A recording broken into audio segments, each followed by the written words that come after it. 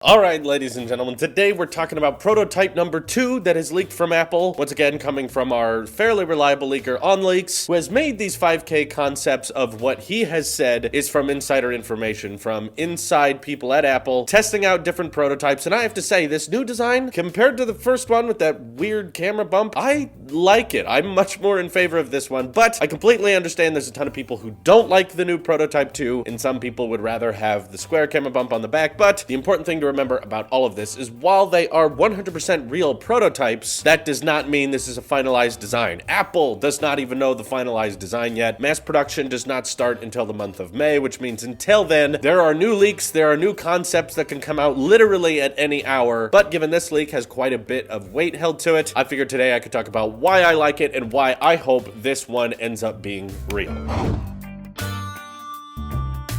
So the main thing I like about the Prototype 2 leak is that it's the first one to suggest that Apple is doing something more with the front of the iPhone display despite just shrinking the notch. With Prototype 1, it looked like the notch was getting smaller, but the camera bump was doubling in size on the back in this weird array of sensors, but on the front, everything was essentially going to be the same. Whereas with Prototype 2, these leaks are suggesting that the side bezel of the iPhone will actually be shrinking a little bit, not super noticeable, of course, not going straight to the stainless steel, but regardless, a slimmer form factor all the way around the phone, which means that yes, not just slimmer sides to the phone, but also a smaller chin than we already have. Not to mention that notch also being shrunk, given there's so many other Android phones out there that are working on shrinking down that notch or adopting a camera hole. I think it's a great idea for Apple in 2019 to make sure they slim down on that notch as much as they can, and the fact that Prototype 2 is suggesting that the side bezels will be getting even thinner than before, I find very, very encouraging, and I think that would be a noticeable improvement that a lot of people would appreciate who are in the iPhone upgrade program, or at least people who upgrade their phone every year. Now, of course, we come to the back, which is where most people have issues with Prototype 2. I haven't seen anyone complaining about the idea of slimmer bezels on the front. Everyone seems to be okay with that, but a lot of people don't like this placement of the camera module. But what's interesting about it is I can't see anyone who's criticizing it from a functional standpoint. I only see people criticizing it because that's not the way iPhones have looked for a long time, which is funny to me because just 2 years ago, no iPhone Apple ever released had a notch, or curved corners, or bezel-less displays. Those were all things Apple ended up adopting, though, and we got used to it. Back before the iPhone X came out, we were all used to iPhones having cameras in the corner, 16:9 displays, home button, forehead and chin in equal size, pretty good amount of bezel, but a square, very standard display. And then 2017 came around, and we got a bunch of things Apple had never done before, like no home button, switching completely to gesture controls, curved corners on all sides of the phone, hardware, built-in curved corners, a camera module that actually went down instead of side to side, and of course that notch, which had been done on other phones before, but we got used to the notch, and now I oftentimes see a ton of people that say, I don't want a slimmer notch, I don't want a smaller notch, I want Apple's notch to be like the signature iPhone cutout, and I don't want it to change until Apple can get rid of it entirely. Or there's some people out there that prefer the notch to just stay there and they don't want it to go away. You can find someone out there who wants it to be anything you can imagine. It's quite bizarre. But to the people who are all responding, I don't like this camera module because, for one, it's in the middle. This reminds me of an Android phone. It looks like an LG phone now, or it looks like the Razer phone now. I don't really care if it looks like what someone else has done, because similar to when the iPhone X launched, that looked fairly similar to what a lot of other Android phones were already doing. Slimming bezels, curving corners, adopting camera cutouts. All things Apple hadn't done until the 2017 iPhone X, and then we all liked it and got used to it, or at least a large majority of us did, because now the iPhone lineup has all of those features that used to be things no iPhone had. So the fact that every iPhone that's ever come out has had the camera in that top left corner, and the fact that you're all freaking out that, well, Apple always puts it in the corner. Why would they put it in the middle? That seems kind of hypocritical to me, because just a couple years ago, Apple adopted things that other Android phones have done, and we all adapted to it. We all changed to it. So here's some of the functional reasons I'm in favor of the Prototype 2 camera module, even though most people are saying, but that's not what an iPhone looks like. Okay, all right, well, here's my productive argument for it. So, for one, this camera module is much, much smaller. You'll notice that Apple has adopted a flash ring to go around the center lens. Yes, this is still a triple lens setup, but at the same time, they were able to keep the camera module the same size as it is right now. So functionally, I'm in favor of the smallest camera bump possible. Don't make that camera bump larger. I mean, if at all possible, get rid of the camera bump entirely. Just don't have one. But given that doesn't seem to be likely right now, I'm all all in favor of the smallest camera module possible. And the fact that this design allows for a triple camera setup without increasing the size of that bump, that's a big win for me, because I don't want that giant square bump on the back of my iPhone. I think that looks weird. Also, this camera module is very, very symmetrical, opposed to the square camera bump, which kind of looks like Johnny Ive sneezed on his blueprints and went,